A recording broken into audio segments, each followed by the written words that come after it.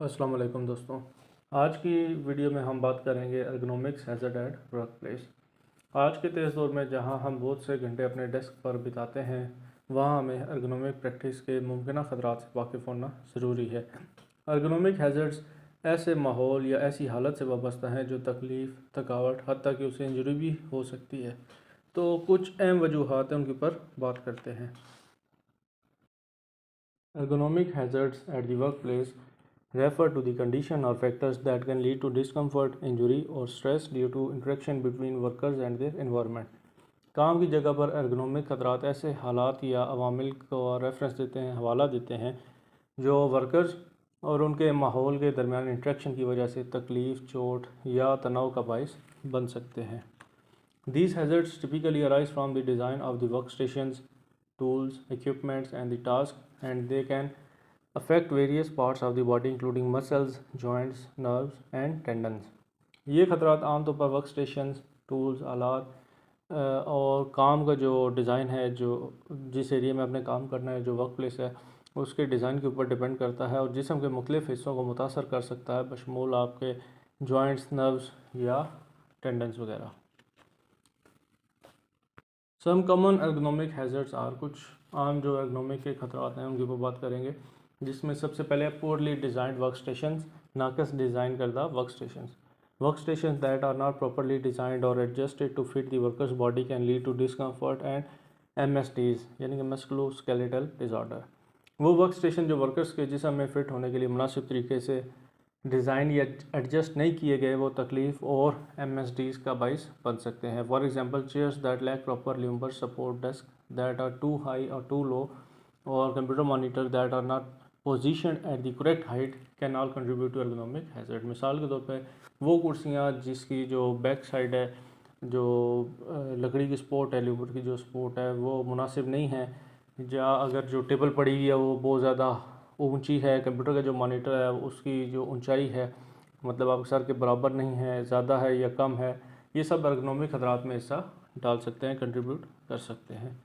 Repetitive motions, jobs that require repetitive motion such as typing on keyboard और assembly line work can strain muscles and joints over time leading to injuries like carpal tunnel syndrome और tendonitis. LSC jobs जिनके लिए बार बार हरकत की ज़रूरत होती है, जैसे कि कीबोर्ड पर टाइप करना या असम्बली लाइन का काम, वक्त के साथ साथ पट्टों जोड़ों में तनाव पैदा कर सकता है, जिससे कार्पल टनल सिंड्रोम या जो टेंडोनिटिस जैसी इंजरीज हो सकती हैं। ऑकवर्ड पोस्चर, आपका जो काम करने के दौरान जो पोस्चर है वो ऑकवर्ड हो सकता है, अजीब हो सकता है। वर्किंग इन ऑकवर्ड और uncomfortable posture for extended periods such as bending, twisting और reaching can put stress on body and increase the risk of MSDs। ज़्यादा देर तक अजीब या गैर आरामदेह पोस्चर में अगर आप काम कर रहे हैं, जैसे कि झुकना है, मुड़ना है, एक जगह है जहाँ पे आपकी एक्सेस नहीं है और आप मुड़ के या झुक के उस मुकाम पे पहुँचने की कोशिश कर रहे हैं, जिसकी वजह से आपके जिस्म पे दबाव आ रहा है, तो उसकी वजह से MSDs का खतरा बढ़ जाता है। हैवी लिफ्टिंग, भारी वज़न उठाना, lifting heavy objects without proper training और equipment can cause back injuries and other musculoskeletal problems. मुनासिब तरबियत या इक्विपमेंट के बगैर हैवी चीज़ों को उठाना जो आपकी बैक बोन है उसको ख़राब कर सकता है, या जो दीगर जो मस्कुलोस्केलेटल प्रॉब्लम है उनका बाइस बन सकता है। Vibration, exposure to vibration from tools or machinery such as power tools or heavy equipment can lead to hand arm vibration syndrome or other injuries। Tools या मशीनरी जैसे कि पावर टूल्स या हैवी जो आलात हैं, जो इक्विपमेंट हैं, उनकी होने वाली वाइब्रेशन की वजह से या आप उसको एक्सपोज होते हैं तो आपको हैंड आर्म वाइब्रेशन सिंड्रोम या दीगर जो इंजरीज हैं उनका बाइस वो बन सकती है वाइब्रेशन। पुअर लाइटिंग, नाकिस रोशनी, inadequate lighting can strain the eyes and lead to headache, eyes fatigue and vision problems. नाकाफ़ी रोशनी आँखों पर स्ट्रेस डाल सकती है, दबाव डाल सकती है, जिसकी वजह से सर दर्द, आँखों की थकावट और बिनाई के मसाइल का बायस बन सकते हैं। Noise, excessive noise in the work place can cause hearing loss, stress and other health problem. काम की जगह पर बहुत ज़्यादा शोर समात में कमी, तनाव और दीगर सेहत के मसाइल का सबब बन सकता है। Work organisation, factors such as excessive workload, time pressure, lack of breaks, and insufficient rest periods can contribute to ergonomic hazards by increasing stress and fatigue। बहुत ज़्यादा काम का बोझ, वक्त का दबाव, वक्फे की कमी और नाकाफ़ी जो आराम है, ब्रेक्स हैं, उन जैसे अवामिल तनाव और थकावट को बढ़ाकर एर्गोनॉमिक के खतरे में हिस्सा डाल सकते हैं।